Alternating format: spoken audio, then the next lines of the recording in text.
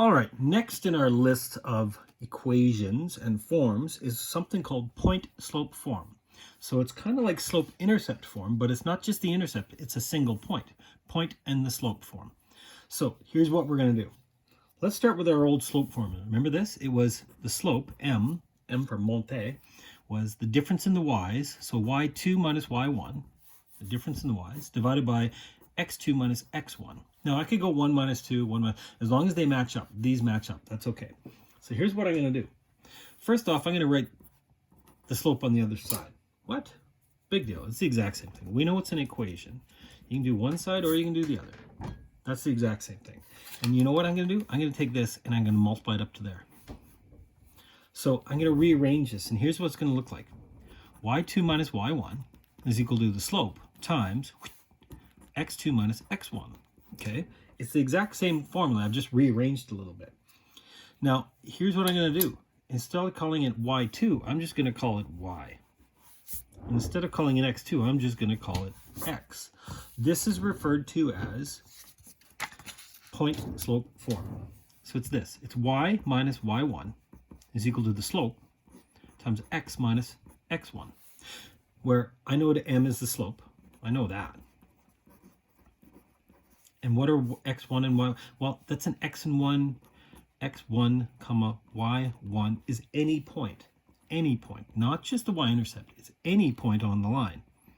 So in other words, not just the one point, any point will work. And you can go to this. Now, it kind of looks a little confusing, but here's the thing. It can be way faster sometimes. So it says, give the equation of the line that has a slope of -2. So it's -2 over 1, right?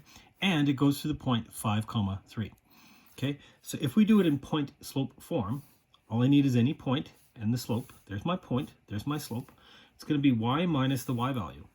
The y value is 3, is equal to the slope, -2, x minus the x value. The x value was 5. That's it. I'm done. There's no work to show. I mean, yes, I know I can simplify all this stuff, but why bother? That's in point-slope form. I can see the slope, and I can see the x and y point. But careful, this is not the x. That's the x and that's the y. So it's +5 and +3, right? Notice it switches because it's x minus. And that's because this was minus in the original equation. Now, in general form, I would expand all this stuff out. I got no brackets, and I want to put x's first, then y's, and then number equal to 0. Remember that order? So let's expand all this stuff out. Let's see. Y minus 3 is equal to -2x plus 10, right? I'm going to expand that out. Now I'm going to put everything all over to one side. So the -2x added over becomes +2x. So that one's gone. I've got +1y plus 1y. I can just say y. What about this? Okay, I'm going to go -10 to this side and -10 to that side. So if I got -3 minus 10, that becomes -13. That's what it is in general form. It's kind of useless. I don't know what this thing looks like at all. At least in this form, I can kind of see, okay, there's the slope, and I know that this would be an x and y point. Slope-intercept form is our favorite one. For slope-intercept, you really just want to solve for y equals. Now, I could have taken this one back here, just move everything over to the other side. That would give me y equals. Okay, let's do that. So -2x minus 2x comes over to the right-hand side, becomes -2x. -13, I go +13 plus 13. Ta-da! This is probably our favorite one for graphing because I know exactly where. I'm going to start at +13. That's way up on the y-axis. Slope of -2. Now, I also could have started at that point. Now, there's an infinite number of points. Here's the thing. In point-slope form, you can use any point you want. In slope-intercept form, you have to use the y-intercept. Okay, so let's graph this thing. What is this? This is graph this line. Y minus 1 is equal to 1/3. Oh, it's going to be complicated. No. Look. I know that the slope is 1/3. Done. Do I know an x and y point? Yeah, the x value is, it's not -2, it's +2. And the y value is, it's not -1, it's +1. So in other words, start at the point 2, 1. Over 2, up 1. Boom. There's my first point. Do a slope of 1/3. Up 1 over 3. Up 1 over, oh, I'm going off the graph. Let's go down 1 over 3. Down 1 over 3. Down 1. Yeah. I can kind of see. There's my line.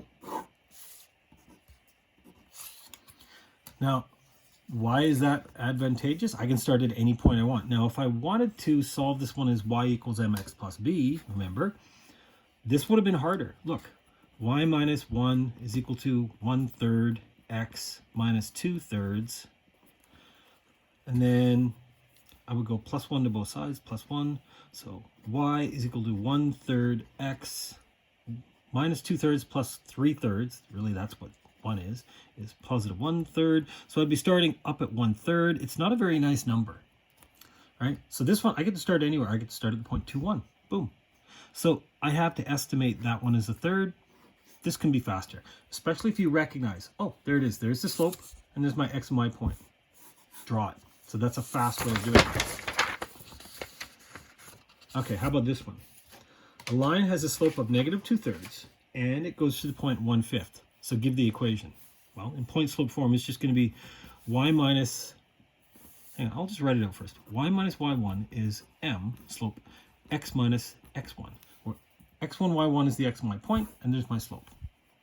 So y minus 5, slope, negative 2/3, x minus, the x value is 1. Done. Now, we don't simplify it all out. Yes, you could simplify. You could multiply this in, etc., but that would be turning it into, okay, that's going to be our next step. Point slope form, I'm done. I mean, it looks kind of big, but it's fine. That's completely okay to leave your answer like that. Okay, now let's turn it into slope intercept. This is where I go y equals, right? Okay, slope intercept form, there's no brackets. So step 1 is y minus 5. I'm going to multiply this in. So negative 2/3 x minus minus plus 2/3. I want to solve for y equals plus 5 to both sides, plus 5 to both sides. So y is equal to negative 2/3 x and 5 2/3 plus 5 2/3. So that's not a very nice number. If I was graphing it by hand, I would start at 5 2/3. So I'd have to estimate this. It's a little bit more than 5.5. And my slope is going to be up 2 over 3, going to the left. It's way faster to start at this point, 1, 5, because that way I don't have to estimate. This is an estimate. Now, here's the other thing.